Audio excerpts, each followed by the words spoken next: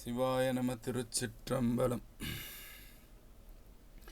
இன்றைக்கி உங்களுக்கு திருவாவடுதுறை கோயில் பற்றி சொல்கிறேன். திருவாவடுதுறை இன்றைக்கி அந்த கோயில் பார்த்திங்கன்னா கும்பகோணத்திட்ட இருக்குது.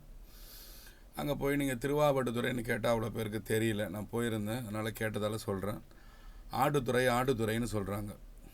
ஆடுதுறை எங்கே இருக்குன்னா உடனே காட்டுறாங்க. திருவாவடுதுறை அந்த கோயிலோட பேர். சிவபெருமான் பார்வதி கூட சொக்கட்டான்னுவாங்க. இந்த தாயக்கட்டைன்னு சொல்லுவீங்க, இங்கிலீஷில் டைஸ்ன்னுவீங்க. அது விளையாடும் போது சிவபெருமான் பார்வதியை ஜெயிக்கிற மாதிரி பண்ணிகிட்டே இருந்தாராம். விளையாட அவங்களே ஜெயிக்கிற மாதிரி பண்ணிகிட்டே வந்தாராம். பண்ணிகிட்டே வரும்போது அவங்களுக்கு என்ன ஆகி போச்சான், அகங்காரம் அதிகமாக ஆகி போச்சான். அதை ஈகோன்னு சொல்லுவீங்க. இல்லை, ஈகோ நான் தான் எல்லாத்துலேயும் ஜெயிப்பேன், நீங்கள் தோற்றுருவீங்கிற மாதிரி பார்வதிக்கே அகங்காரம் அதிகமாக போகிற அவங்களோட ஆக்டிவிட்டீஸ் எல்லாம் வேறு மாதிரி மாறும்போது சுவாமி சொன்னாராம், எனக்கு இந்த மாதிரி அகந்தை வந்திருக்கக்கூடாது, வந்தது பூலோகத்துக்கு போயிடு கீழேன்னு சொல்லிட்டு பூலோகத்துக்கு வரவே அவங்கள திருவாவடுதுறையில் பசுவாக மாறி விட்டுட்டாராம் சுவாமி. பசுவாக அவதாரம் பண்ணதாகவும் மகாவிஷ்ணு அங்கே அந்த மாடு மேய்க்கிற ஆசாமியாக இருந்ததாகவும் புராணம் இது. பார்வதிக்கு அகங்காரம் கொண்டதால் சிவபெருமானால் பசுவாக பிறக்கப்பட்டு சபிக்கப்பட்டு அவங்க தவம் பண்ணி சுவாமிக்கு தினந்தோறும் பாலால் அபிஷேகம், பால் சொரிஞ்சு இங்கே இருக்கிற சிவலிங்கம் பார்த்திங்கன்னா சுயம்பு மூர்த்தி. அம்மா பேர் பார்த்திங்கன்னா ஒப்பிலா முளை நாயகின்னு பேர். அந்த மாதிரி ஒரு ரொம்ப ஒப்பற்ற ஒரு ஸ்தலம் அது திருவாவடுதுறை. இங்கே பார்த்திங்கன்னா எந்த கோயில்லையுமே இல்லாத அளவுக்கு நந்தி இருக்கும். எந்த கோயில்லையுமே நீங்கள் பார்த்துருக்க மாட்டீங்க. எல்லோரும் என்ன சொல்லுவீங்கன்னா, தஞ்சாவூர் ராஜராஜ சோழன் கட்டின கோயிலில் தான் நந்தி பெருமான் ரொம்ப பெரிய சைஸுன்னுவீங்க. அது 12 அடி நந்தி தான். இங்கே இருக்கிறது 14 அடி 9 அங்குலம் உள்ள நந்தி. ஏன் அவ்வளோ பெரிய நந்தின்னு கேட்டிங்கன்னா, அதே மாதிரி இங்கே உள்ள பீடமும் பெரிய பீடம், பலிபீடம் இருக்குல்ல கோயிலில், அதை மாதிரி பீடம் நீங்கள் பார்த்தே இருக்க மாட்டீங்க. ரொம்ப விந்தையாக இருக்கும் பார்க்கும்போதே, அவ்வளோ பெருசு அப்படின்னு. அந்த பீடத்துக்கிட்ட திருஞான சம்பந்தமூர்த்தி வெளியிலேருந்து நடந்து வந்தபோதே தமிழ் மனம் வந்ததான். அப்போ அவ்வளோ தமிழ் மனம் வர இடத்துல தான் சுவாமி இருப்பார் இல்லையா, சிவபெருமான் இருப்பார் இல்லையா. அதை போல் இருந்து ஞானசம்பந்தரோட தேவார பதிகம் பாடல் வாங்கிய ஸ்தலம் அது. அந்த நந்தி பற்றி சொன்னேன் இல்லையா, நந்திகள் எல்லாம் அந்த கோயில் சுவரில் பார்த்திங்கன்னா நந்திகளே இருக்காதான். ஏன்னாக்கா திருமாளிகை தேவர் அரசிங்க மன்னன் கிட்ட போயிட்டு போர் புரிஞ்சாராம். திருமாளிகை தேவர் என்ற சிவபக்தன் நரசிங்க மன்னன்றவன் போர் புரிய வரும்போது அவனால் அந்த போரில் வெற்றி பெற முடியாமல் சாமியை கூப்பிடும்போது அம்மாள் அம்பிகை அந்த கோயிலோட சுவரில் இருந்த எல்லா சின்னதாக இருந்த எல்லா நந்தியும் சேர்த்து நீங்கள் எல்லாம் சேர்ந்து ஒன்றா ஆகி போருக்கு போங்கன்னும் போது அந்த நந்தி விஸ்வரூபம் எடுத்து போருக்கு போய் திருமாளிகை தேவர் போர் வென்றதாக புராணம். அதனால தான் அவ்வளோ பெருசு இருக்கும் நந்தி. உங்களுக்கு பார்த்தீங்கன்னா ரொம்ப பிரம்மாண்டமாக இருக்கும். நானே திகச்சு போனேன் அதை பார்த்து. தஞ்சாவூரோட ரொம்ப பெருசாக இருக்கும் நந்தி. அப்புறம் அதுக்கடுத்தது என்ன சொன்னேன், நந்திக்கு அப்புறம் அந்த பீடத்தை பற்றி சொன்னேன். அந்த பீடம் பார்த்தீங்கன்னா திருஞான சம்பந்தரோட அப்பா அன்னம் எல்லாருக்கும் போடுறதுக்காகவும் அப்புறம் எல்லா சிவனடியார்களுக்காக சேவை செய்கிறதுக்காகவும் திருஞான சம்பந்தமூர்த்தி குழந்தைகிட்ட கேட்குறாரு, அப்பா எல்லாருக்கும் தர்மந்தானம் செய்கிறதுக்கு பணம் இல்லை பண்ணும்போது 1000 பொற்காசு சாமி கொடுத்தார். இவர் சிவபெருமான்கிட்ட பாடி 1000 பொற்காசுகள் வாங்கினார். அது பேர் உளவாக்கிழின்னு பேர். 1000 பொற்காசுகள் சிவபெருமான் திருஞான சம்பந்த மூர்த்திக்காக கொடுத்த ஸ்தலம் இந்த திருவாவடுதுறை. அதோட பீடமும் பெருசு, நந்தியும் பெருசு. சுவாமி சுயம்பு லிங்கம். நீங்கள் உள்ளே போய் பார்த்தீங்கன்னா சுயம்பாக இருப்பார் சாமி. கோமுக்தீஸ்வரர்னு பேர். கோமுக்தி தீர்த்தம்னா அங்கே இருக்கிற குளத்தில் பார்த்தீங்கன்னா கோமுக்தி தீர்த்தம்னு இருக்கும். அதிலிருந்து தீர்த்தம் எடுத்துகிட்டு போய் சாமிக்கு போயிட்டு பூஜை பண்ணுறதால கோன்னா பசு. பார்வதி இங்கே பசுவாக இருந்து சாமியை பாலால் அபிஷேகம் பண்ணி சுவாமியை வணங்களால் பால் சொரிஞ்சு அபிஷேகம் பண்ணதால் கோமுக்தீஸ்வரர் இவருக்கு இன்னொரு பேர் மாசிலாமணி ஈஸ்வரன்னு பேர். அம்மா பேர் என்ன சொன்னேன்? ஒப்பிலா முளை நாயகின்னு சொன்னேன். இந்த கோயிலில் இன்னொரு சிறப்பு என்னன்னு கேட்டிங்கன்னா, திருமூல நாயனார் 3000 வருஷங்கள் இந்த கோயிலில் உட்காந்து வருடத்துக்கு ஒரு பாட்டாக பாடி 3000 வருடங்கள் பாடி நமக்கு 10ஆம் திருமுறையாகிய திருமந்திரத்தை நமக்கு கொடுத்துட்டு போன ஸ்தலம் இது. இன்றைக்கி அந்த திருக்கோயிலில் நீங்கள் போய் உள்ளே போய் பார்த்தீங்கன்னாக்கா திருமூல நாயனாரோட சன்னதி இருக்கும். ரொம்ப ரொம்ப அமைதியாக நிம்மதியாக வந்து இருக்கும். நீங்கள் போனீங்கன்னா போய் பாருங்கள். இந்த கோயில் அதுக்கப்புறம் என்னான்னு கேட்டிங்கன்னா, நவகிரக சன்னதியே கிடையாது. சுவாமி தான் இங்கே மெயின். இந்த நவகிரகம்லாம் வச்சுக்கிட்டு அந்த வேலையெல்லாம் இல்லை. ஏன்னா சாமியே இங்கே எல்லாகுமாவும் இருக்கிறாரு. அப்போ அந்த கோயிலுக்கு நீங்கள் போய் நீங்கள் போனீங்கன்னா உங்களுக்கு நீங்கள் எல்லாத்தையும் கும்பிட்டதுக்கு சமமாக ஆகிப்போகுது இல்லையா? இந்த கோயிலில் 30 முக்கோடி தேவர்களும் வந்து படர் அரசமரமாக இருக்க சிவபெருமான் அது கீழே வந்து நாட்டியம் ஆடினாராம், நடனம் ஆடினாராம் இந்த கோயிலில், திருவாவடுதுறையில். அவ்வளோ ரொம்ப பிரசித்தியான கோயில் இது. நான் உங்களுக்கு சொன்னாலும் நந்தி விஸ்வரூபம் எடுத்த கோயில் இது. திருமாளிகை தேவருக்காக வந்து அம்மா வந்து இந்த நந்திகள்லாம் போக சொல்கிறாங்க இல்லையா? அப்போ திருமாளிகை தேவர்ன்றவர் திருவிசைப்பாவில் வந்து பாடியிருக்காரு. திருவிசைப்பா 9ஆம் திருமுறை நீங்கள் எடுத்து பார்த்தீங்கன்னா அதில் முதல் வர்றது வந்து திருமாளிகை தேவரோடது தான் வரும். இந்த கோயிலுக்கு இன்னொரு பேர் வந்து பார்த்திங்கன்னா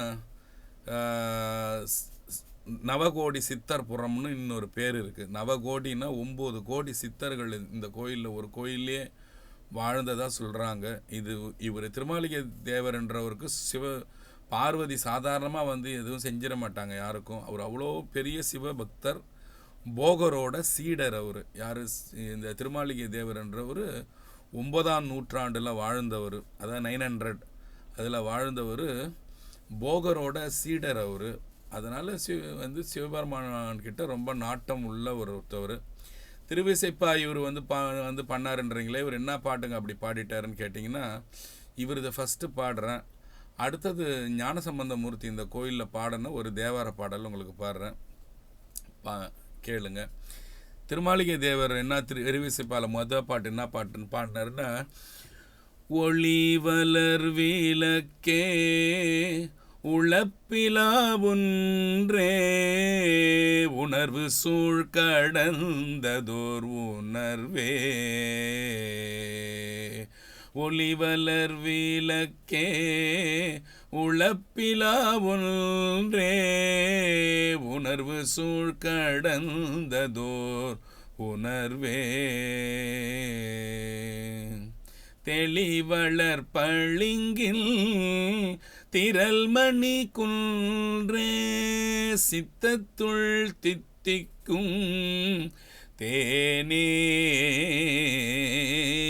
அழிவளர் உள்ளத்து ஆனந்த கணியே அம்பலம் ஆடரங்காக வெளிவளர் தெய்வ கூத்துகந்தாயே வெளிவளர் தெய்வ கூத்துகந்தாயே தொண்டனேன் விளம்புமாறு விளம்பே. ஒளிவளர் விளக்கே உளப்பிலா ஒன்றே உணர்வு சூழ் கடந்ததோர் உணர்வே பாடியிருப்பார். அதுக்கப்புறம் தற்பெரும் பொருளே சசிகண்ட சிகண்டா சாமகண்டாண்டவானானற் பெரும் பொருளாய் என்னுடை நாவினால் நவில்வானற்பன் என் உள்ளத்தே அளவிலா உன்னை தந்த பொன்னம்பலத்து அரசே கற்பமாய் உலகாய் அல்லையானாயாய் தொண்டனேன் விளம்புமாறு விளம்பே. சிவாய நம. திருச்சிற்றம்பலம். தற்பெரும் பொருளே சசிகண்ட சிகண்டா சாமகண்டா அண்டவானானற் பெரும் பொருளாய் உரை கலந்து உன்னை என்னுடை நாவினாள் நவில்வான் அற்பன் என் உள்ளத்தே அளவிலா உன்னை தந்த பொன்னம்பலத்து அரசே. அற்பன் பாருங்க, அற்பன்னு சொல்கிறார், அவரே சொல்கிறார் பாருங்க. உன்னை தந்த பொன்னம்பலத்து அரசே கற்பமாய் உலகாய் அல்லையானாயாய் தொண்டனேன் விளம்புமாறு விளம்பே தொண்டனேன் கருதுமாறு கருதே சொல்லலாமா? இது பாருங்க, இந்த பாட்டு நீங்கள் அப்படியே போய் திருக்கோயிலில் போனீங்கன்னா பாடணும். அந்த கோயில் தற்பெரும் பொருளே சசிங்க. ஏன்னா சில பேருக்கு கண்ணீர் வரல, கசிவு வரல, பக்தி வரல, இப்படிலாம் சொன்னீங்கன்னா இதெல்லாம் சொல்லி சாமியை புகழ்ந்து பாடும்போது உங்களுக்கே கண்ணீர் வரும். தற்பெரும் பொருளே சசிகண்ட சிகண்டா சாமகண்டாண்டவானா நற்பெரும் பொருளாய் உரை கலந்து உன்னை என்னுடை நாவினாள் நவில்வான் அற்பன் என் உள்ளத்தே அளவிலா உன்னை தந்த பொன்னம்பலத்தரசே அற்பன் என் உள்ளத்தே அளவிலா உன்னை தந்த பொன்னம்பலத்து அரசே கற்பமாய் உலகாய் அல்லையானாயாய் தொண்டனேன் விளம்புமாறு விளம்பே.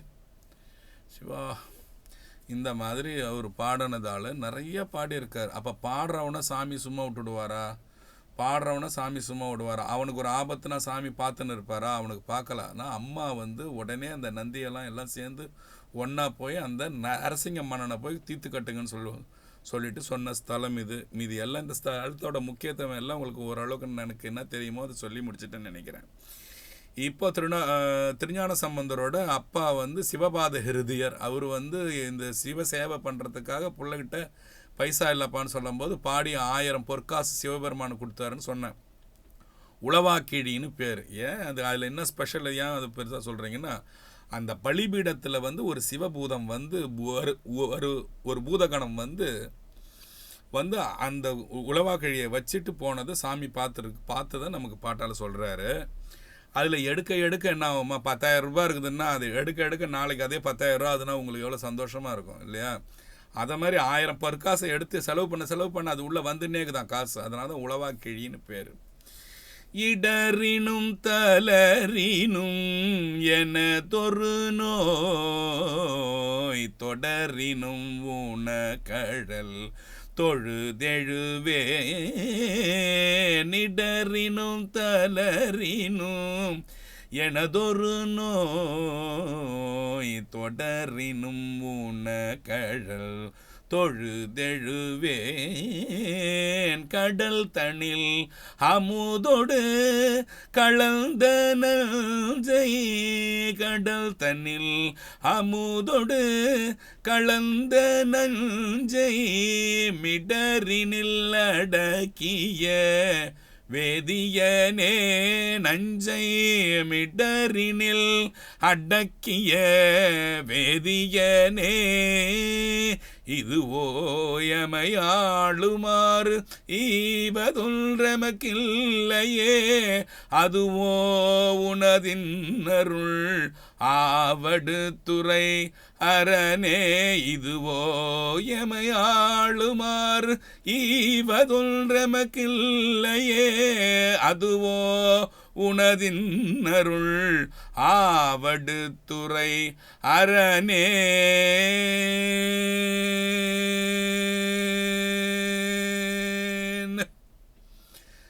இதை மாதிரி திருஞான சம்பந்தமூர்த்தி குழந்தை அங்கே பாடினதால் சுவாமி 1000 பொற்காசை வாரி வழங்கிட்டார்.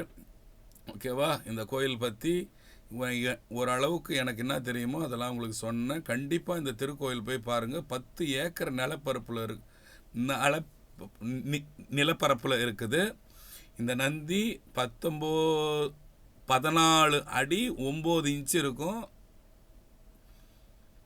ராஜராஜன் சோழன் கட்டின கோயில் தஞ்சாவூர் கோயிலில் 12 அடி தான் இருக்கும். அதனால் பிரம்மாண்டமான நந்தி. இதை கண்டிப்பாக போய் பாருங்கள். அவ்வளோ ரொம்ப சிறப்பான கோயில்.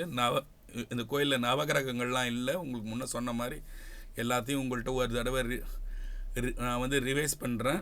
அதுமாதிரி திருமாளிகை தேவர் இருந்து சாமி கிட்ட அம்பிகை கிட்ட அருள் வாங்கின ஸ்தலம் இது. நவகோடி சித்தபுரம்னு பேர் சொன்ன அந்த கோயில் தீர்த்தத்துக்கு பேர் என்ன சொன்னேன், முக்தீஸ்வரர்னு சொன்னேன் இல்லையா? அதனால தான் அங்கே சாமிக்கு பேர் முக்தீஸ்வரர்னு பேர். கோமுக்தீஸ்வரர், கோன்னா பசுமாடுன்னு சொன்னேன். இதெல்லாம் அப்படியே ஒரு தடவை உங்களுக்கு ரிவைஸ் பண்ணிட்டேன்.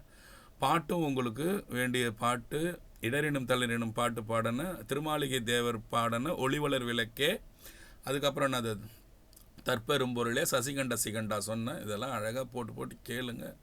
சிவனருள் பேருங்க. நல்லது. நமச்சிவாய். திருச்சிற்றம்பலம்.